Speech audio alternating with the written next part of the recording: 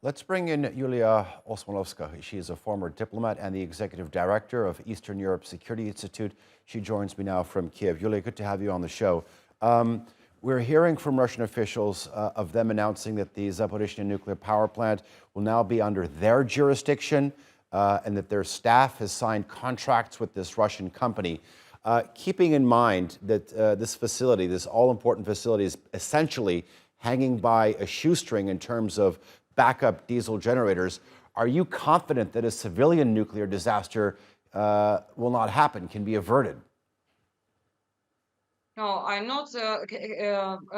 I'm not confident that the humanitarian disaster might not evolve out of this Russian's activity, terroristic activity in Ukraine.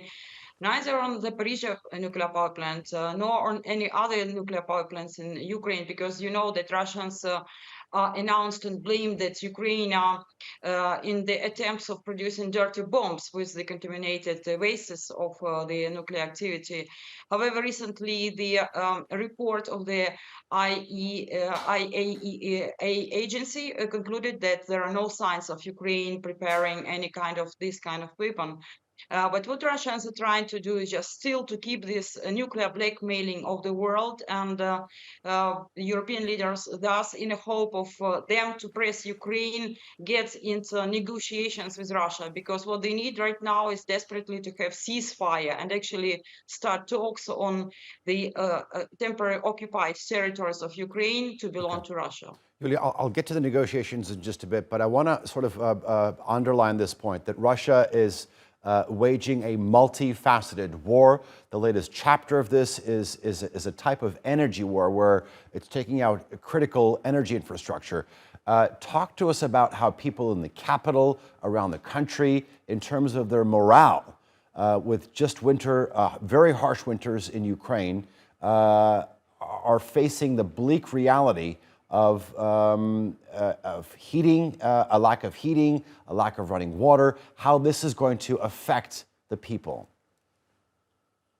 Well, I could. You'll be surprised to hear that Ukrainians are actually preparing heavily for these potential hardships. And right now, you're lucky enough to have me on your camera because the electricity was just switched on an hour ago, and we can communicate with you. But in between, the Ukrainians are preparing themselves for these electricity shortages. They are buying batteries, they're buying generators, all the stuff that could be helpful these days. And actually, all this kind of terroristic activity of Russia just firms our infuriation with them. So there is no fear, no kind of desire to concede because of that. So Putin receives a completely opposite effect. And I really need, on behalf of all the Ukrainians, to pray our emergency services alongside with Ukrainian armed forces for doing perfect job trying to get back to normal as soon as possible. So yes, there are some energy shortages, but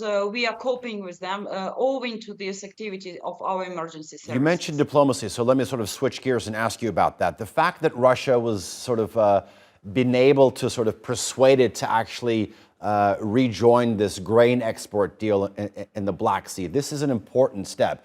Does this somehow give you hope that diplomacy is not completely off the table in terms of bringing an end to this conflict?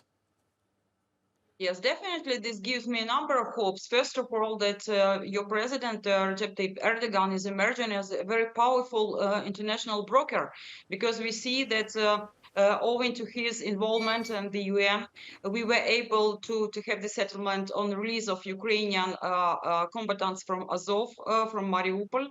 And also this grain deal, actually, surprisingly enough, we had been expecting much more difficulties and challenges being posed by Russia with this regard. But actually, to surprise of many, Russia withdrew from their initial complaints, mostly owing to the mediation of the president of Turkey. And actually, this is something that Russia is referring to.